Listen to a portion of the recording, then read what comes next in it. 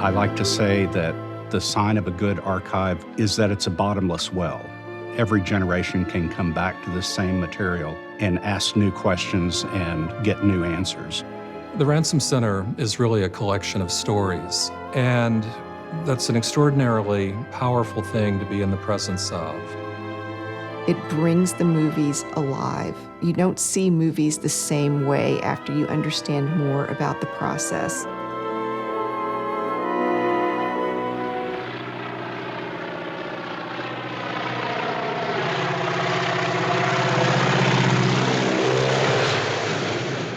We have the Ernest Lehman collection here, and he was the screenwriter for North by Northwest. People who haven't even seen the whole movie know this sequence because it's a classic. What's so interesting about this wasn't the original idea.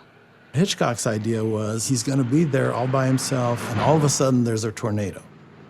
They realized that the bad guys can't control a tornado. How about the bad guys in a plane, and he's got a machine gun?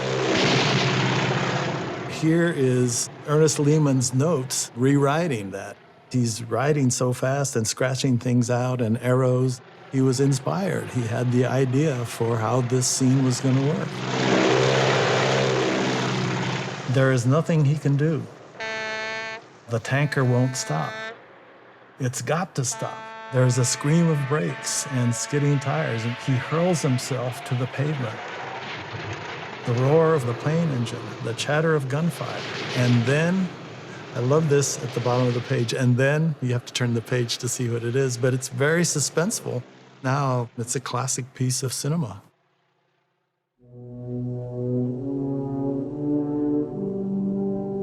Warren Scarron was an Austin-based screenwriter and script doctor.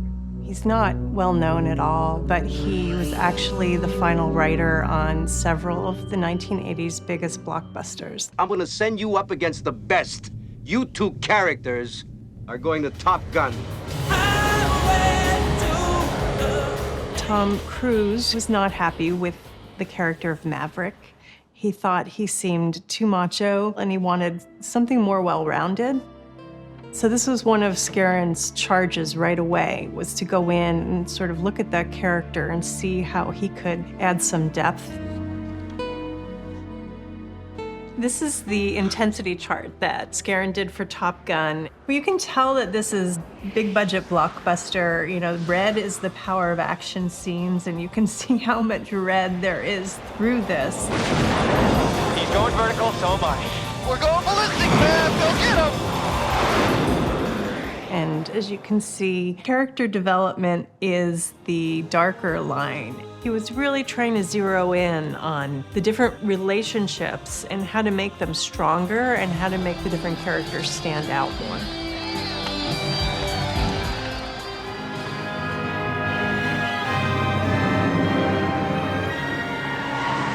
Tim Burton once said he was a very weird person with a very organized mind, and I think that his organizational skills were part of the key to his success.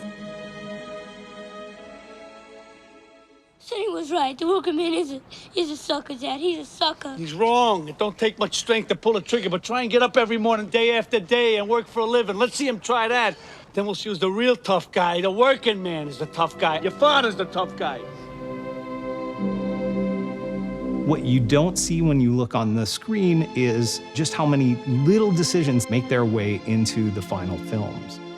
Looking at De Niro's papers, we can see how every first page of every single script has this much writing on it. In the Robinson fight, good way I charge out after opening bell of the first round.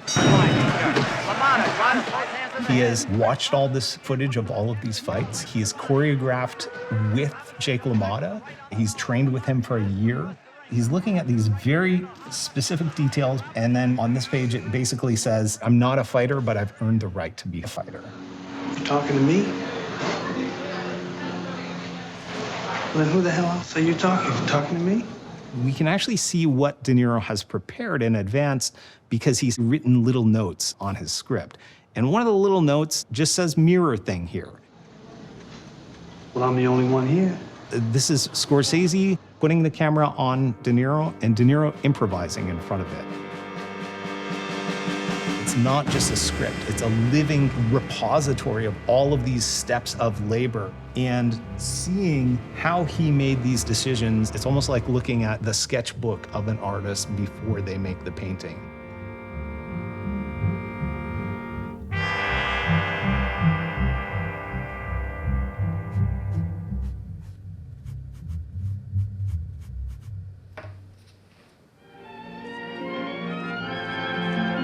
The collections that are held at the Ransom Center exist nowhere else in the world.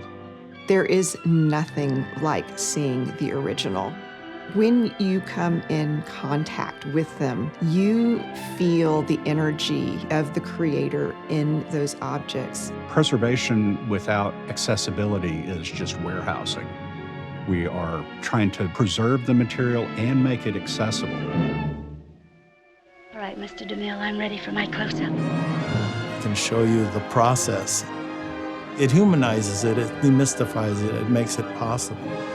An archive that is this first class is going to give you those breathtaking moments, and that's what you're looking for.